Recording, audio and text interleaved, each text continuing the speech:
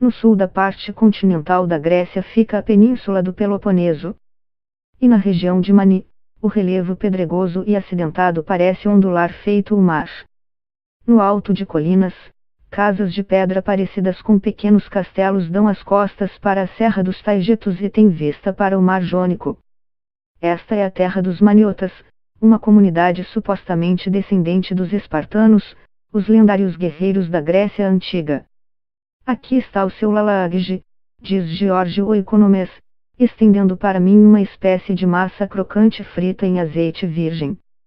Ele tem porte de herói mitológico, é parrudo e tem ombros largos, mas sua face tem traços relaxados e receptivos. Oikonomés cresceu na aldeia de Nelchori, na costa nordeste da península de Mani, e de lá jamais saiu. Passou sua vida administrando um cafeneio, nome dado a um tradicional café grego. Aposentado, ele já não serve mais fregueses, mas passa a manhã no estabelecimento, trocando conversa com amigos sobre parentes e, ocasionalmente, política. Enquanto eu mordo o lalage e a massa derrete na minha língua, Oikonomés explica que estou saboreando um petisco que possivelmente era comido há milhares de anos pelos guerreiros de Esparta.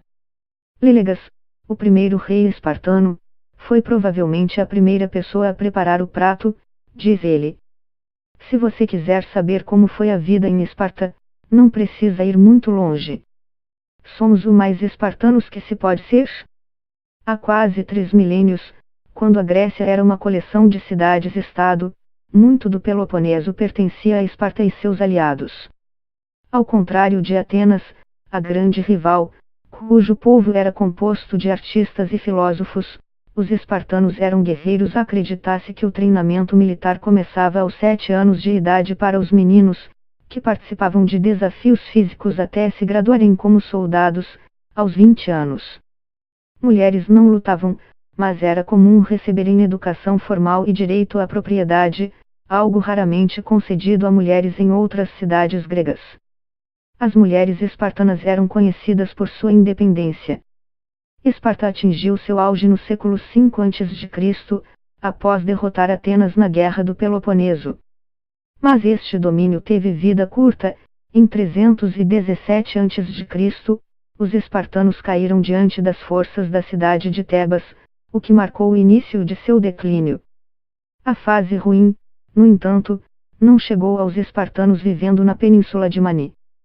Protegidos pela Serra de Taigetos, eles resistiram e defenderam seu território por séculos, repelindo Tebas, forças otomanas e egípcias, entre outras. Os maniotas, como ficaram conhecidos, eram traiçoeiros em terra e no mar, praticavam pirataria e frequentemente viajavam para outras nações costeiras como mercenários. Tinham uma reputação temível e muitos adversários simplesmente mantinham distância.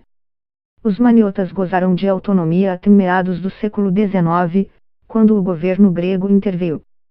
Mas foi apenas nos anos 1970, com a abertura de estradas ligando a região ao resto do Peloponeso, que os maniotas começaram a receber forasteiros. Sua afinidade para conflitos não era dirigida apenas a estranhos. Durante os tempos de autonomia, a península foi governada por diferentes famílias e clãs. A disputa pelo poder resultava em violentos conflitos que muitas vezes duravam anos. Se alguém de uma outra família humilhasse um parente seu, um conselho familiar decidia a severidade da punição, explica Oikonomés. E a punição não era apenas aplicada ao culpado, mas ao clã inteiro. Esse era o código de honra maniota. Até bem recentemente, segundo Oikonomés, seus conterrâneos referiam-se a filhos como canhões e filhas como barris de pólvora nos alicerces da casa. Nos dias de hoje, porém, os maniotas dedicam suas vidas a tarefas mais pacíficas, como o cultivo de azeitonas. A região é famosa por um azeite frutado e encorpado, com uma coloração particularmente dourada e verde. O azeite maniota é usado para tudo na cozinha, desde o preparo de queijos à fritura dos lalage. Mas o passado feroz não foi esquecido. O famoso moto espartano Taieptas, algo como com o escudo ou sobre o escudo, supostamente proferido por Gorgo, mulher do rei espartano Leônidas, antes da batalha de Termopylae, em 480 a.C., pode ser ouvido regularmente na região. É uma lembrança de que há apenas duas maneiras de voltar para casa de uma guerra: carregando o próprio escudo, como um vencedor, ou sendo carregado nele, como uma baixa. O ditado ainda é usado comumente dos dias de hoje, tanto como um voto de força quanto um aviso. Quase todo mundo nascido e criado na península de Mani vai dizer que tem sangue espartano nas veias. Descendemos dos espartanos, diz o Economês. Aos 86 anos, ele ainda lembra de sua mãe lhe alimentando com ovos cozidos para fazê-lo mais forte e dizendo que, como único filho, tinha a responsabilidade de dar continuidade ao legado da família.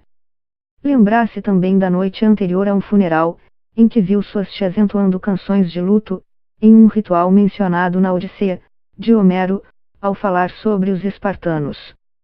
Mas não há provas científicas definitivas de uma conexão entre os maniotas de hoje e os espartanos. Traços autênticos de DNA espartano desapareceram há tempos, e tudo o que resta dos guerreiros é sua lenda. Alguns historiadores e tropólogos alegam que similaridades como os cânticos de pesar são um indicador forte de uma relação entre espartanos e maniotas, mas Basil Gounaris, professor de História Moderna na Universidade Aristóteles, em Tessalônica, discorda. Antropologia e história não estão alinhadas.